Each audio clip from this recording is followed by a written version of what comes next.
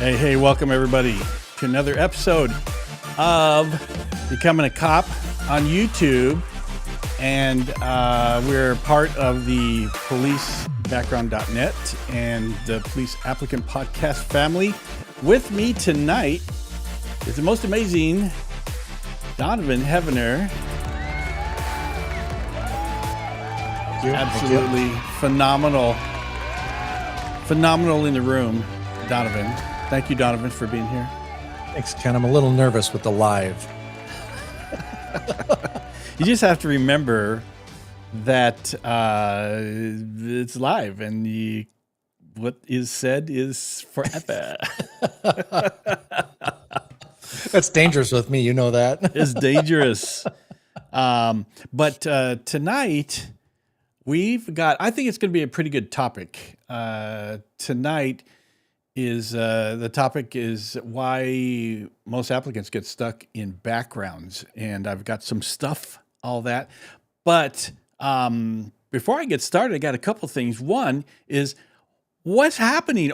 First I got to say, Rob is taken ill. He called in sick. And the podcast does provide 12 sick days per year. I've never been told that, Ken. I know. Okay. 12 sick days. So he's out sick. And you had already been scheduled to be on here. In fact, I'm excited to say that the great Donovan Heavener will be joining us more often than not as the third co-host on this. As time permits, we're going to have Donovan here. So what's happening in Vegas land? Nothing. Well, you know the big news that pretty soon I'll be working on putting together my new podcast studio. That's right. Excited about that. But other than that, I'm just I think we're in the last day of our big heat wave here, so that's the good thing, you know. March hitting the 90s and 100s is not a good thing. We're in a heat wave here too. We are in the low 50s, and I'm telling you, whew, yeah. Ooh. I can see where it's almost as much as the 90 we had today. So it's bad. Before we get started on this topic, I have something special for Donovan that I'm going to share, and I think it's a pretty neat little deal. So we're going to go with this, and it's actually a video. So stand by one.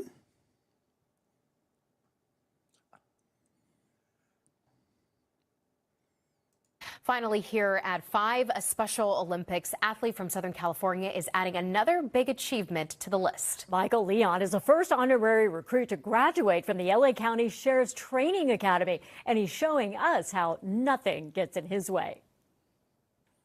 It was a thing that I never thought would happen. Michael Leon has been a Special Olympics athlete since 2009. Diagnosed with both autism and diabetes, he's not one to let anything stand in his way. So when the LA County Sheriff's Department asked, they wanted me to become the first recruit first honorary recruit for the LA County Sheriffs. The answer was yes. We want to hear your motivation.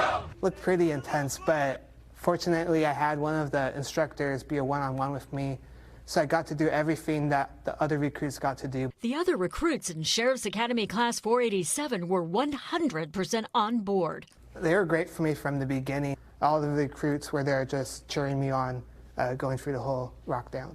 Sheriff Department Training Bureau Captain Melvin Joseph has a daughter with special needs and says this is a program that is near to his heart. And it was inspiring to see Michael there at some of their most difficult days, doing what they do. And I think it served as a great lesson for all of us in courage and resiliency. I wanted to show them that I could do whatever the recruits could do too. It might be a little bit more of a slower pace, but just building the confidence, it was easier. They lined up outside of the gym. President and CEO of Special Olympics Southern California, Kelly Pond, says similar to the annual law enforcement torch run, this recruit program will grow the 40-year partnership between law enforcement and the Special Olympics. We like to say Special Olympics changes lives through the power of sport and so much more. And this honorary recruit program is an example of that. Raising awareness with the first honorary member, Michael Leon, completing training, earning his patch, and graduating with the members of Class 487. I think you're going to build confidence, not only physically but mentally, learn how to become stronger, and just even builds more independence as well. Learn how to protect yourself, learning how to get through tough times, and continuing on. What an amazing story. He is so inspiring. And not only did he do everything that the recruits had to do, he graduated with them, and they were so supportive of him, which is nice. So incredible. Great job putting that together. Thanks. And he's a Special Olympics athlete, so he's competed and all that. And they want to get more recruits to do this program. So it's open to other people who might want to join and go through the program as well. Incredible.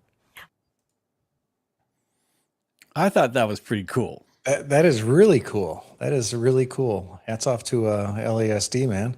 Yeah, and the reason I wanted to, the reason that kind of hit my radar is because you're involved in Special Olympics, and can you tell us a little bit more about that? Because you've been involved for a long time with the torch run. You went to Italy, and it's a big deal with law enforcement as well. And for this kid to do this, I just think is such a cool thing. And I wish all the police departments would do that. Tell us about your involvement with the Special Olympics. Yeah, so my involvement goes 29 years with Special Olympics through the Law Enforcement Torch Run, which is actually the largest grassroots fundraising campaign for Special Olympics. To date, since we started back in the early 80s, we've raised over $1 billion for Special Olympics. And there's a big connection between law enforcement and the athletes, because even though they say that we're their heroes, we carry the torch across the country basically for the opening games. And when we have international games, whatever country we're in, we're carried across the country. But it's one of those things where, we really know who the true heroes are. And it's the athletes getting out there every day and doing what they do. And this was a prime example. I mean, it'd be easy for him to say, it's too rough for me, I can't do it. But man, he pulled off an amazing feat, so no one should ever discount anything that they do. They just want to be out there. They want to participate just like everyone else. And I think they need to have that opportunity. And that's really what law enforcement torch run and Special Olympics is all about. Yeah. What a trooper too. Because he went through everything that the regular recruits went through, and he's got diabetes. He's autistic. And I think that if we could get more awareness with law enforcement and Special Olympics, because the it's all volunteer, right? Yep. Yes, it is. And anyone that I ever talked to, especially when I was talking with the recruits, you always need that why. You always need that thing that's going to get you up in the morning when you're in this career. And that's one thing, the Law Enforcement Torch Run. It's a way for you to still be part of law enforcement, but it gives you a little breather where instead of worrying about what people are going to say about you, you're kind of uplifted as a hero when you go to these events and hand out medals to the athletes and everything. So it's always kind of that little, you get that little breath of fresh air to get going and go out and do what we do every day. Yeah, that's very cool that you're involved in that for that many years, 29 years too. Yeah, and still going. I mean, even in retirement now, I'm still going at it. So are you strictly in Washington, or are you going to do something in Nevada? I'm splitting my time. Washington won't take their claws out of me quite yet, so I'm still doing a lot of work up in Washington. I've got a couple more events I got to go up for here in the next couple months. So really cool. And if they can, if every year you do a couple of things, I think on Instagram for fundraisers, and that's your Instagram handle down there, Truth Tracker, and they can follow you and then get in on those fundraisers to help the kids too. So that's kind of cool. Yeah, absolutely. So let's get into this topic because it's a big deal. I hear this all the time. Why, and it depends from department to department, but why good candidates get stuck in backgrounds.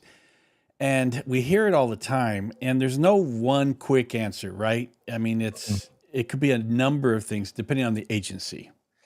Not even the agency, depending upon the actual person who is going through it, the candidate. Yeah, and I think there's some misconceptions that we have. The first one is if I'm a good person, I'll pass, and I think that's subjective, right? That is very subjective. Yeah. That, if I'm a good person, I'll pass. Everyone feels that they're a good person, but there's some other things that'll stand out that won't make them that person that'll help them pass. Yeah, and so I think that a lot of people, where's the mistranslation coming into me? I think I'm a good person, and the background investigation, and the two don't really translate or meet up in the middle, because you may be a good person, but there may be stuff still in your background that can still hold you up, even though you're a good person. So how does that translate? Well, that translates with being a good person, and certain things going on in your background can cause a little issue with that. When we talk about, I'm a good person, but I kept showing up to work late, and I got written up for it, or I got terminated for it. Well, you can be a good person but get terminated from a job. That's going to hang you up in backgrounds. You're going to get stuck in backgrounds. So Yeah. that's one way right there. And so, even though you may be a good person, and we've had those people, right? The people that, I did good in school, and I was brought up in church, and I've had a long-term girlfriend, boyfriend, and I'm a good person, and I work and all that. But then could be one or two things out there that can hold you up still, right? Absolutely. There's always one or two things, or a couple, 3, 4 things that hold you up. So you got to take a good hard look. We're not just looking for a good person. We're looking for a person who's going to be dependable, who's going to show a level of behavior that maintains with what a law enforcement officer needs. Yeah. And I think that's kind of a big, and it's just a misconception. It's no big deal. A lot of times you could be a very good person, but there could be things in your background that kind of become a problem. One of the things, inconsistencies in their story, no lies, not lies, but mismatched timelines. That's a big deal. Unclear explanations and missing details. The things that people, and sometimes I think people they miss stuff. They don't put it down, just because for whatever reason they just forgot something, which is legitimate. But then the mismatching, go ahead. Yeah, I mean, they legitimately forget something, and something will jar that for them, so that'll tie them up a little bit as well. Yeah, and timelines can be a big deal. I think that a lot of times candidates call me and they go, I can't remember the exact dates and things, and I tell them, well, let's say for employment, I only worked there for a short time. I don't remember the exact time, all that kind of stuff. But I tell them, okay, you only worked there for a couple months. Do you remember what you were wearing? Was it short sleeves? Were you going in a jacket? Was it raining? You can tell kind of the season. I'm okay with somebody saying if they put June because they know it was summer. Are you okay with that? To me, no. That shows that the candidate's being a little bit on the lazy side. There's so many different ways to figure out your work history. You can go to the Social Security office. You can pull a report from Social Security as to who paid in Social Security for you. There's a company called like the Work Number, and there's a couple others that a lot of the businesses will put your work information into it, and that's who they use for reference checks. You can just pay for one of those stupid background checks online that always pop up. They're going to show you every job, every address, every phone number. They're going to show you everything. So to me, when you don't have something, you can't figure out the timeline, it's out there. You just need to know where to look, and don't be lazy about it.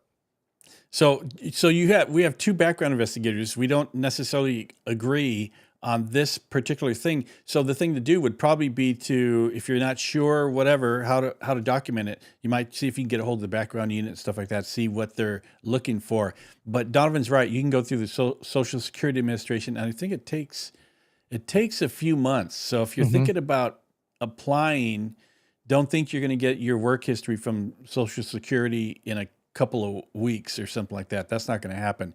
The other thing is the work number, things like that. They do have a portal where you can go and log in to the work number. Those companies are only the ones that subscribe to the work number that will provide the information. So, but you can get a bunch of information from there as well, because there's a lot of companies that are doing that now, right? More and more, yeah. And it's like the major ones, like the Home Depots, the McDonald's, the all those that are using it, and there's more going on. I mean, my wife just told me that she found out the company that she works for, which is a national company, but it's paper products, basically. They use it. So, I mean, more companies are jumping on board with this. And again, it just comes down to, I mean, in this day and age, I understand back in the day when it was more difficult to get this information, I could get, well, the summer of, or, fall, whatever. But nowadays the information's out there. You just need to get it. It's not that difficult anymore. Yeah. And there's a lot more companies. It used to be just the work number. And then there's a few more that have popped up that are like the work number, and all they are companies that say, the big corporations, they pay this company to maintain employment checks. And that way the actual company doesn't have to talk to anybody, background investigators call, whoever. It doesn't matter. We're sending you to the work number. And the work number, they're only going to provide dates of employment, maybe pay. I can't remember exactly. Yeah, they'll do salary. Yeah. Yep. And they do there's salary. one other, but I can't remember what it is. It's very limited. It's nothing that's like earth shattering.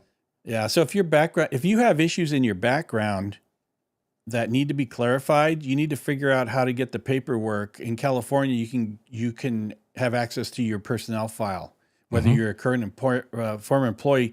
I have a list of, I think it's only 11 states that have laws like that you shall be allowed to look at that. Right. But because of the limited information, if you find out that your ex company or your present company uses the work number or something similar, they're not going to give information to the BI. No, they're not. But another resource too, I just popped in my head, is the credit bureaus as well. And that's one I tell every applicant, when you start this process, pull your credit report.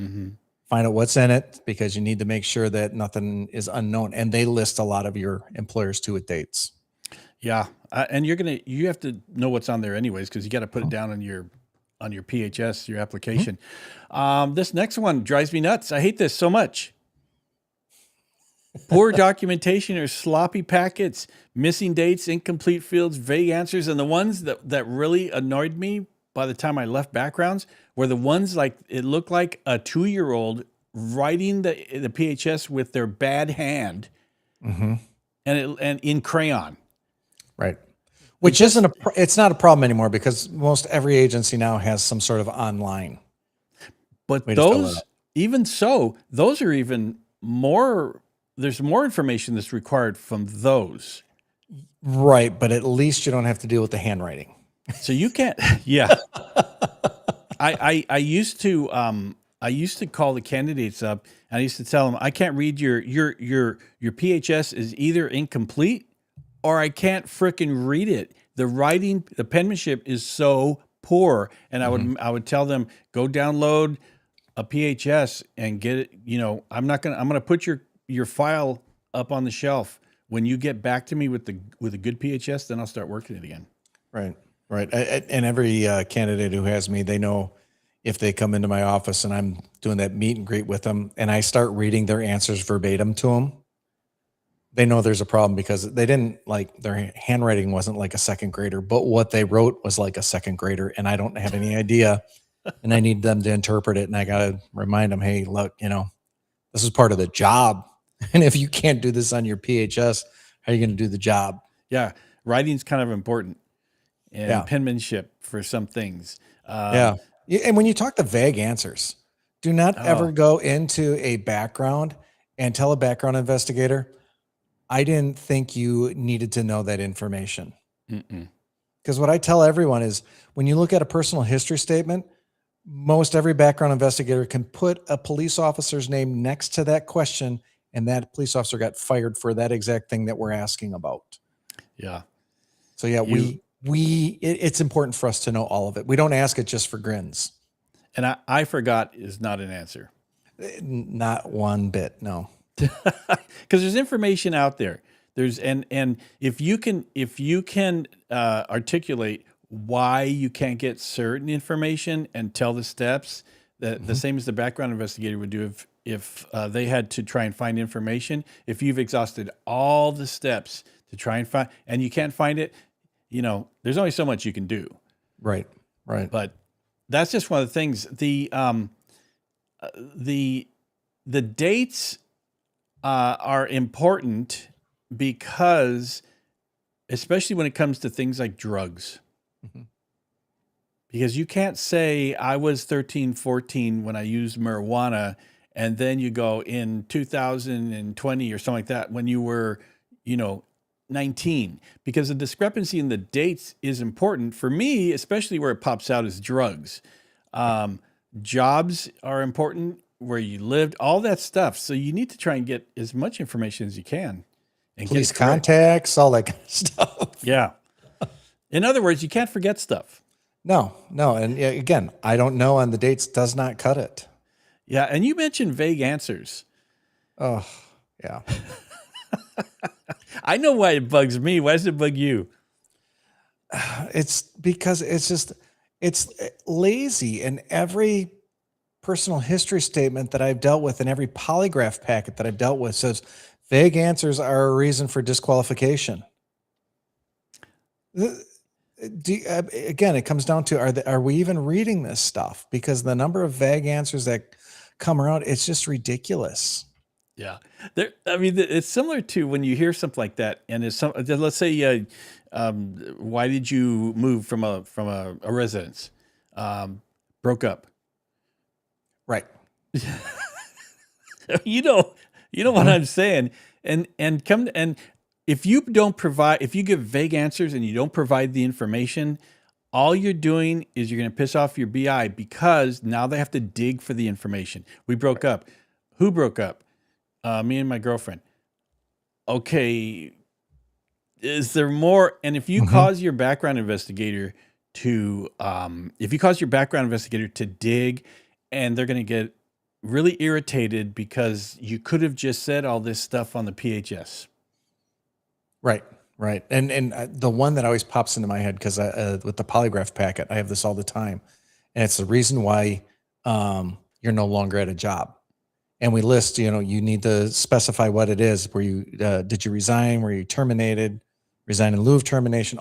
We give very specific things. And when they say left job, yeah. I think the candidate can actually see the fire in my eyes as I'm like, why do I have to ask you this? It was very specific what your choices were, but you just say left job. Yeah.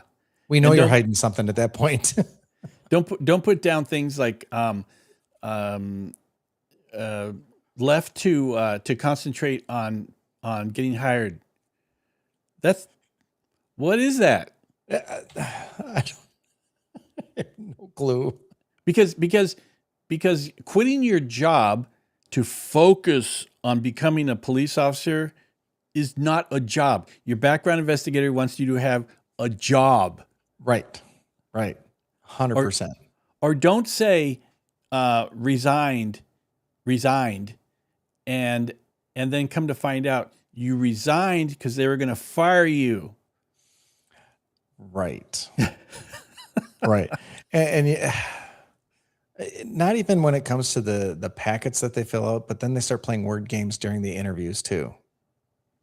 Yeah. Because they don't want to say, well, I got fired or I was terminated. Well, they let me go. What do you mean they let you go? Explain that to me. What does that mean? Well, they just said I could go home.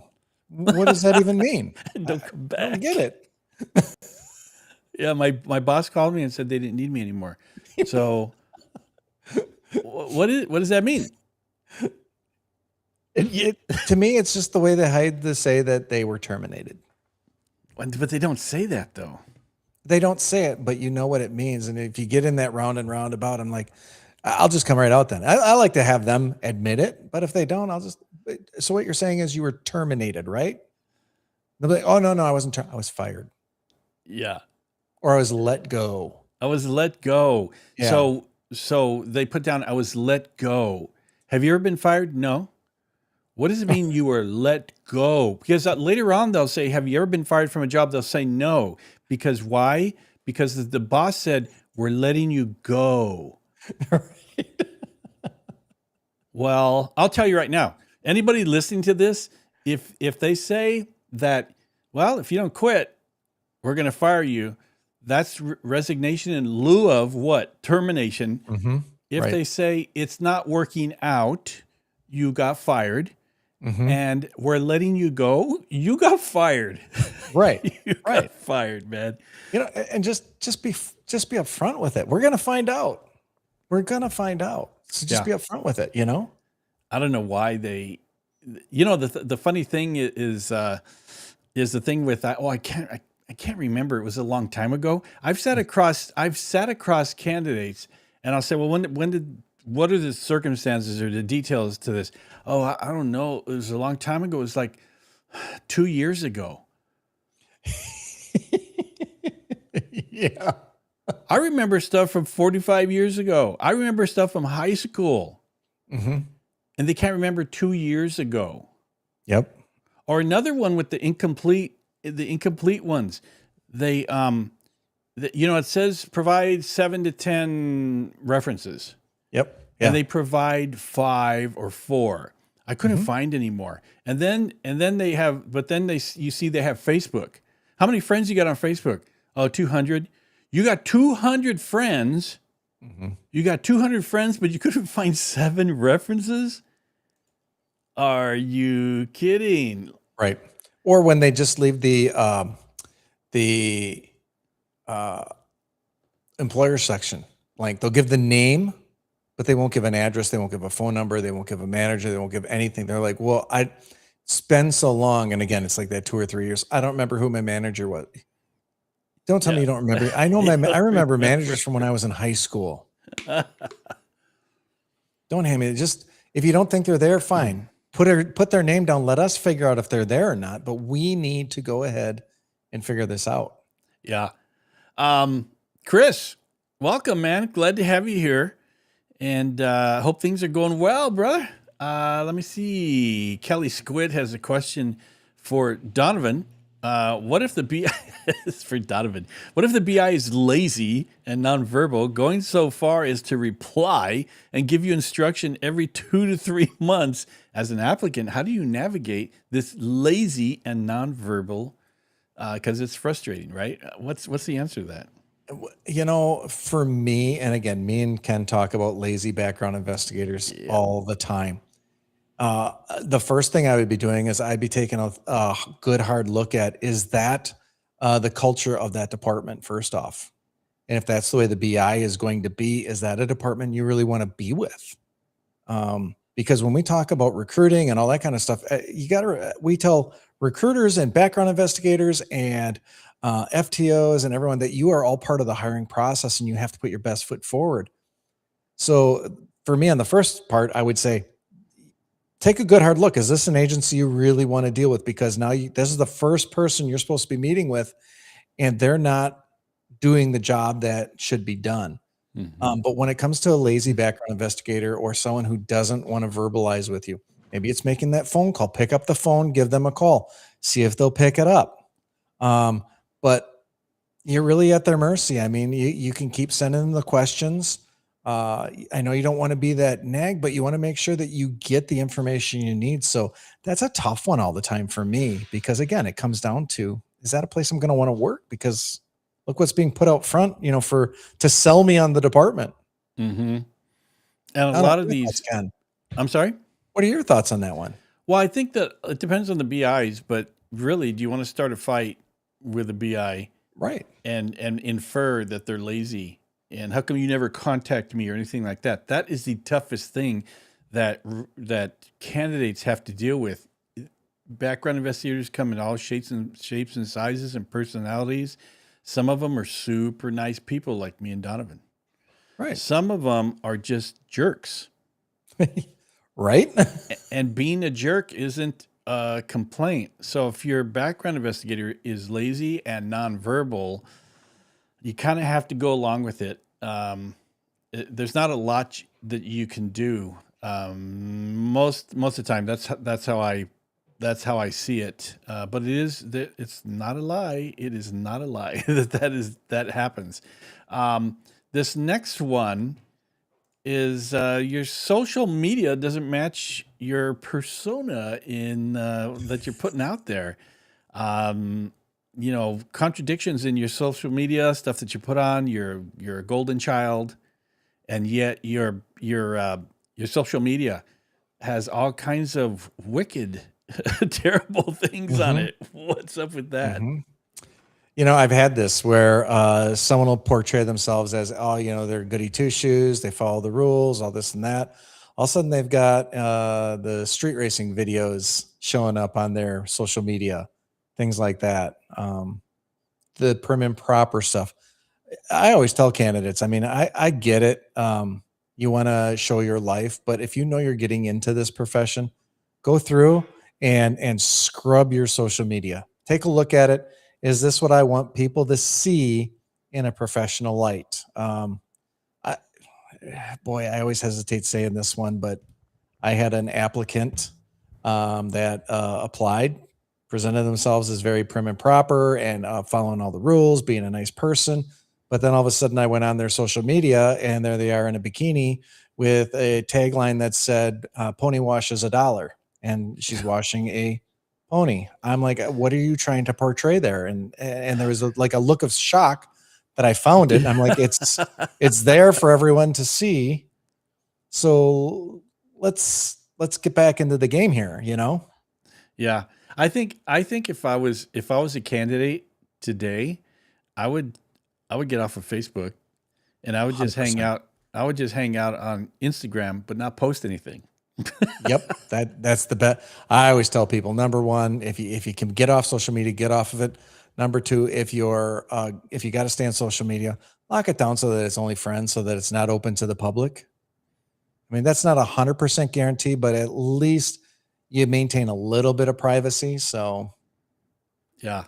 And it's been known to sink candidates, any kind of social media that's negative, or you put something stupid. And I don't know how they do it. I think maybe on Twitter X, where you can actually see things that somebody has liked.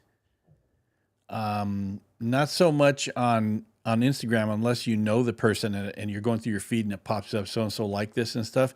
But I think on that on X you can do that. But somehow they find it. They're in the news all the time where they like the post, and I think that's only on X, but I don't know. Well, there's a lot of social justice warriors out there who are watching for police that they know popping up on any kind of post that might be controversial. But there's companies out there who do the social media scrubs for background investigators. I mean, it's not just a background investigator going out there anymore.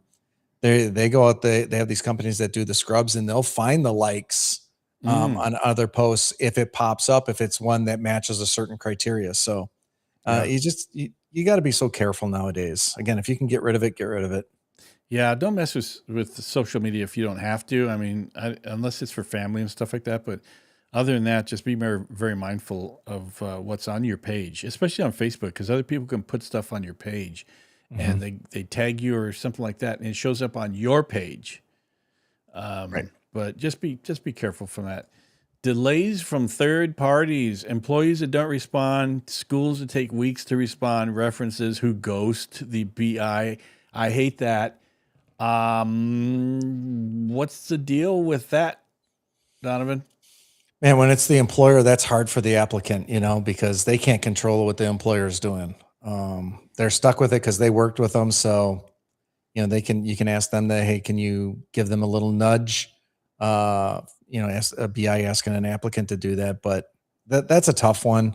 The BI just needs to be creative on how they work around that. A lot of times, if I have an employer who doesn't respond, I'll really work with the candidate to see, hey, who else can we get who was a coworker? Because to me, normally I get most of my best information from coworkers anyway. But when you got a reference who goes to the BI, that's on the applicant.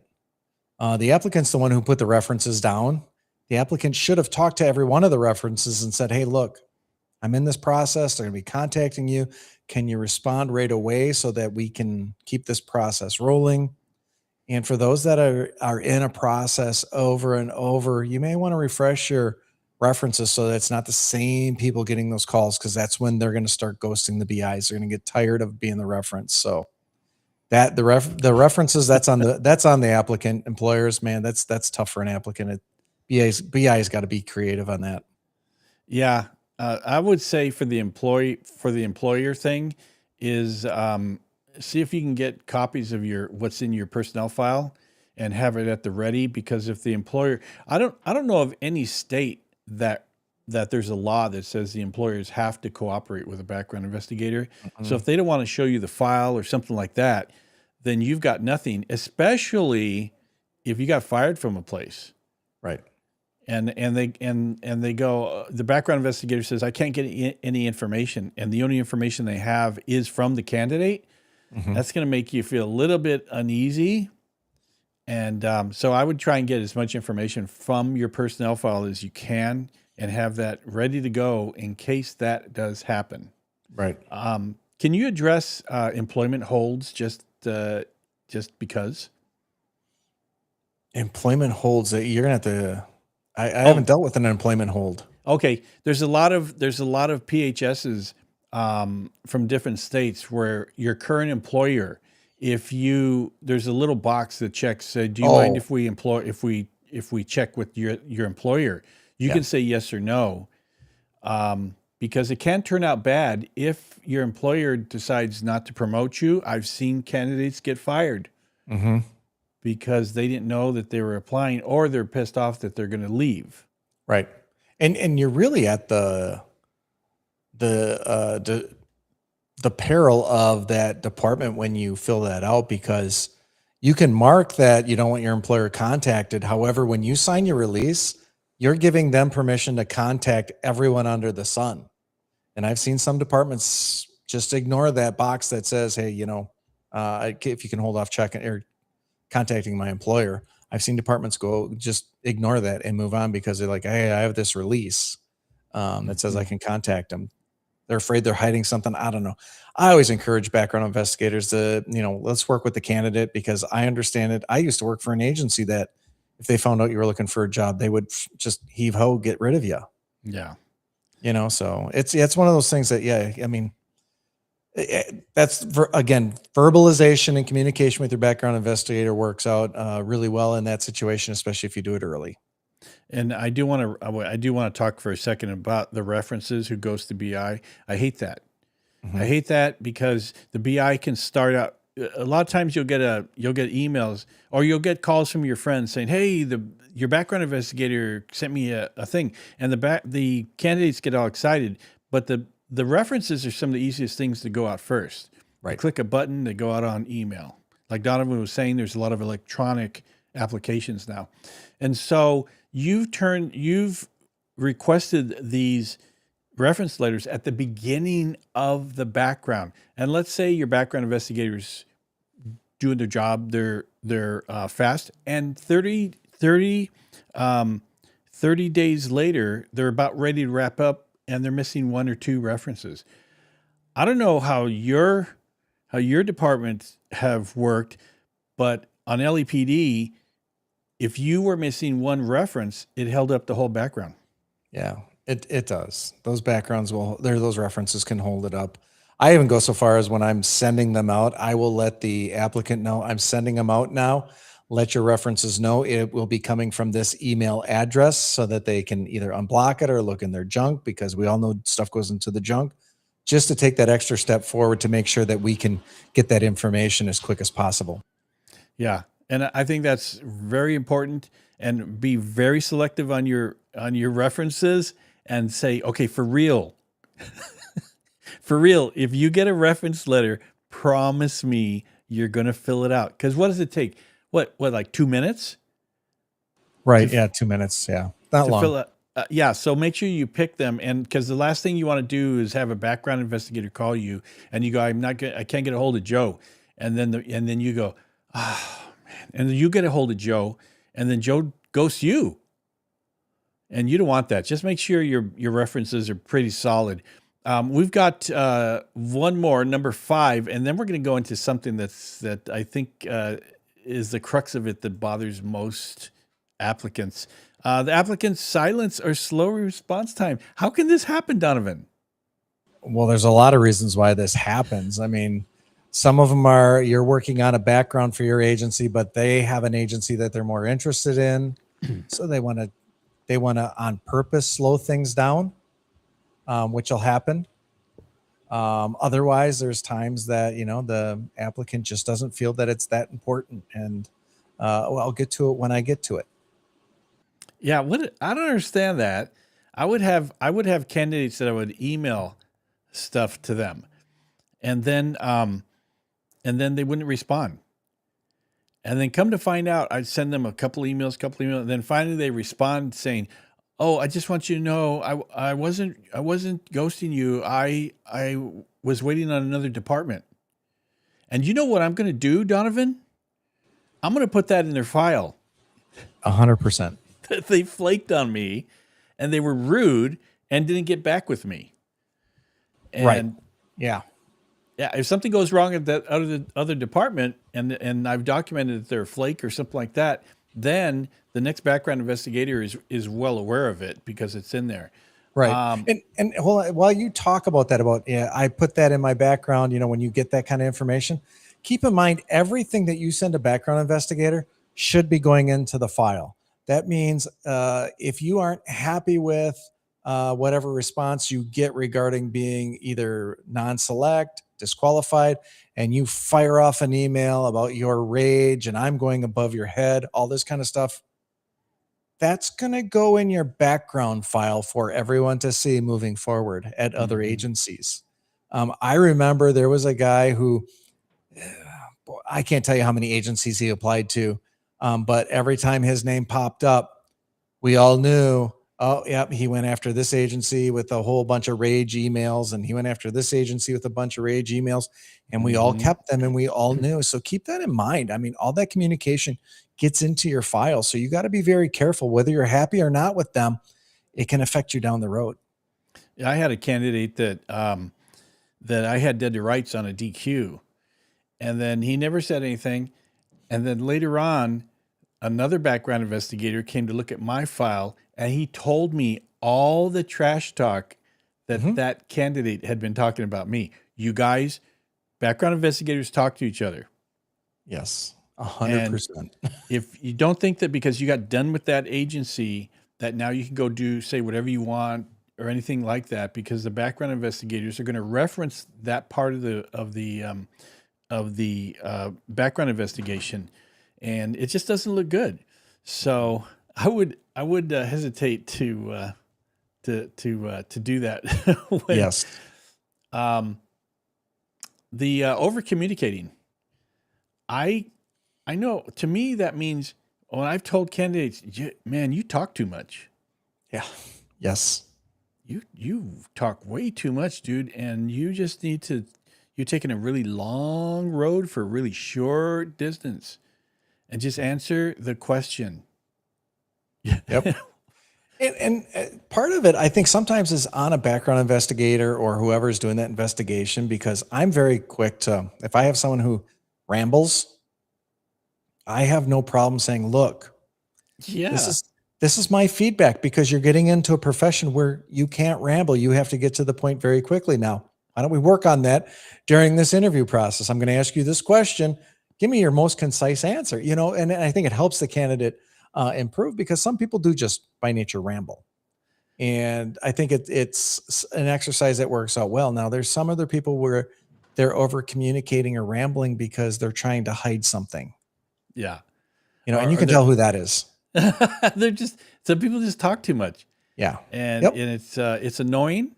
And I just it's like the old Joe Friday thing. Just the facts, man. Just the facts. Yes. And that's, if someone says, I've had to stop people mid-sentence, and that's annoying. Here's the thing that I think a lot of candidates wonder about. The hidden internal factors applicants never see. This is the one where it's the one that the candidates don't understand necessarily. What's holding up my background? Well, Donovan, I think that might be the number one thing is there might be problems with your background. Yes, 100%. And the background investigator is not necessarily going to tell you about that. Then all of a sudden later on down the line, you get a DQ letter. But there could be there could be problems within the background unit. They could be, they don't have enough people. Yes, that's one thing. I would hope that agencies would say, hey, look, it's going to be a bit. The agency I'm working for right now, we don't assign a background until we know that background investigator is going to be able to get started on it. So the applicant isn't told, oh, your background started. You've been assigned a background investigator. We don't do that until we actually assign someone who's going to be able to hop on it right away. Yeah. And, but I think the biggest thing is because I get calls all the time. I'm sure you get calls too, where candidates say, man, it's been, I turned in my stuff 3 months ago and I haven't heard anything. Well, first off, I don't have an answer for that because I'm not the background investigator and I don't work for that unit. But there are hidden factors that may slow down your process. And you can't expect that every time something happens, paperwork doesn't come in. Outside source paperwork isn't showing up. And the background investigator isn't going to call you every time something slows down the process. They're waiting for some documentation. The school hasn't sent your transcripts. You're waiting on to make appointments to talk to people. They're not going to call you or text you every time something slows down the process. Right. And some background investigators, their process is they're taking care of everything else before they ever contact you. I've heard of background investigators who do all the reference checks, all the employment checks, all that stuff before they ever contact the applicant. I don't know the theory behind that. I don't understand that. I like to talk to the applicant right away so that I know what I'm jumping into. I like to get their version of everything before I start confirming stuff. Other background investigators just do it like completely opposite. And I've had people say, yeah, I've been waiting 2 months, 2.5 months. And then finally the background investigator contacted me. Well, he did all my references. He did this, that, and now this is the last thing. So if you're not getting contacted, there are the internal things. And maybe it's just, that's what the background investigator does. Yeah. I used to not like contacting candidates as soon as I got their file because they get all excited and I wasn't working the file for 3 months. Right. So I don't want to get them excited, but, once you do get the file and your background investigator contacts you, then game on. But that doesn't mean that your background is a full 100% go, because I think what we're trying to say nicely is that one of the hidden factors that your background has slowed to a crawl or your background investigator is not contacting you is because it could be heading to DQ. Right. They may have stumbled across some information that they need to verify. Yeah, there's so many different reasons, but yeah, I agree with you, Ken. It's probably on that way. Yes. I'm trying to be a little more, trying to make it a little flowery. So give them some hope. All right, Ken? Well, I know, but, and I agree with you, but I think a lot of times, a lot of times the candidate knows there's something in their background that could be an issue. Well, then during the background, it could be an issue. It's the ones where you think is like that first one. I'm a good candidate. And then all of a sudden your background investigator doesn't talk to you. And that kind of throws you off because you think, oh, I'm going to be okay. And then, but something that the background investigator isn't going to share with you comes up. And they're not going to call you and tell you, hey, the secret information came in, but it definitely is going to slow down your background. Yes. Yeah. How many times have you had that? Yeah. Let's talk about what applicants can do to keep their file moving without fishing for information. You know, how many times, Donovan, have you contacted a candidate and a couple days goes by? Oh yeah. You know? Yeah. And it's not that the candidate's surprised that, oh boy, there's an email. You're in the process. You know what's going on. I mean, again, it's one thing I always tell, make sure you're checking your email all the time. I tell my candidates that check your email all the time. I might send you an email. Please respond as quickly as possible, because that's what keeps the file moving forward. Yeah. And I would say even 24 hours is too long sometimes. If I contact you in the morning, then by the time I'm going home, there should be something in the email, right? Right. I mean, because like for me, I schedule a certain amount of time every day for each background that I'm working on.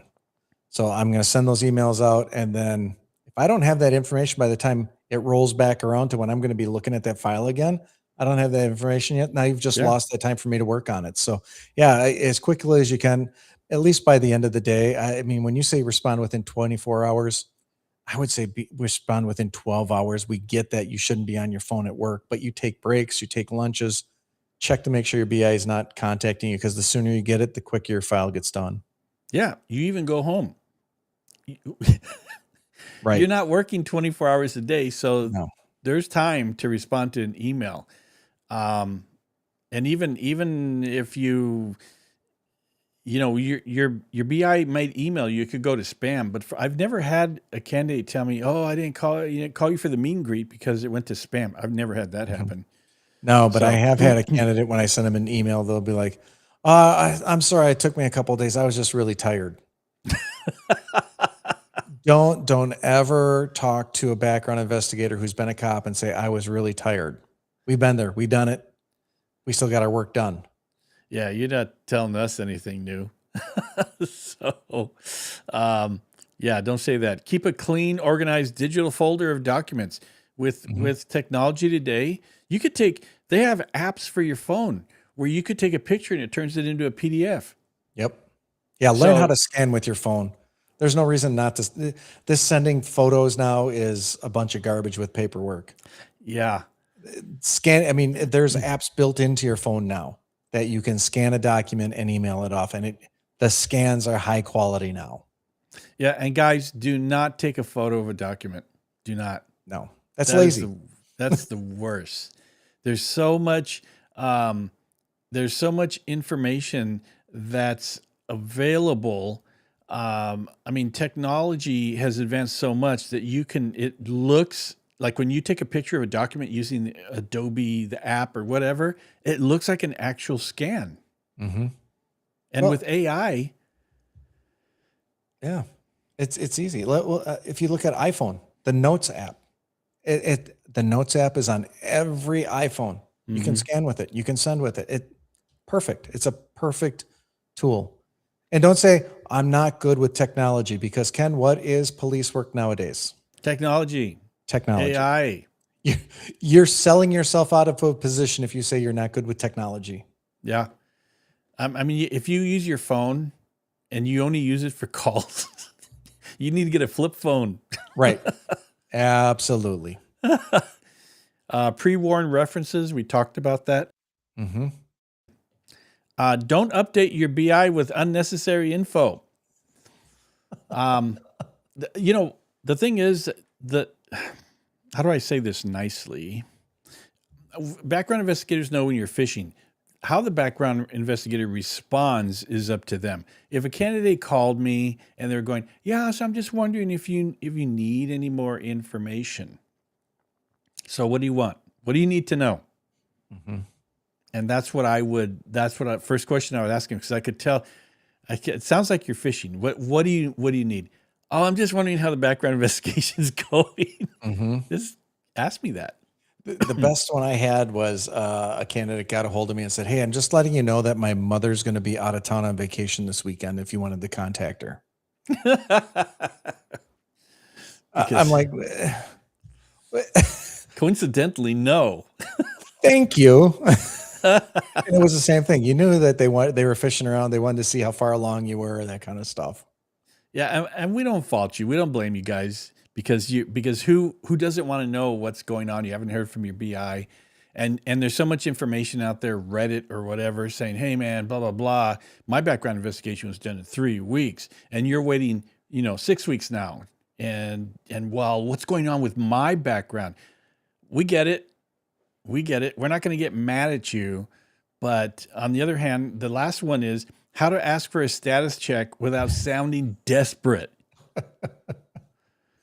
Man, come on, you guys. The background investigation takes as long as it takes. It varies by agency. It varies by BI. Some BIs are very lackadaisical. They don't really care how long it takes, or they absolutely don't care that you're like not able to sleep because they have so many backgrounds to do. They can only concentrate on so much, and they can't customize the background for every single candidate. Right. So I think that's about it. That answers all the questions, right? It does. I think the biggest thing for me is when it comes to getting involved in the whole background process, when you're applying to the agency, number one, look at what the disqualification factors are. What are the absolute disqualifiers? What are well, you might be disqualified for that. And have a good conversation with the background investigator or your recruiter before you put your name in if you fall under any of those. Example I can give you is there was a candidate who was disqualified from a neighboring agency because of his work history. Had 11 employers in 4 years. Out of those 11 employers, 3 fired him for attendance and was on a written warning for his current one for attendance. And started going through the process and came up to me, and I'm like, what am I missing here? You got disqualified from this agency for employment. You're only 6 months out of this warning for the attendance, and you've had other problems. Where's the time and distance? Well, I thought I'd give it a try here. You're not helping yourself at all. You're not helping yourself. So just know what those disqualifiers are. It's going to save you a lot of heartache, a lot of headaches. And again, if it's one of those things that you think is time and distance, give it the time and distance before you apply. Yeah. And I get contacted by candidates that go, I was DQ'd in February. What do you think if I apply at this other agency? Like,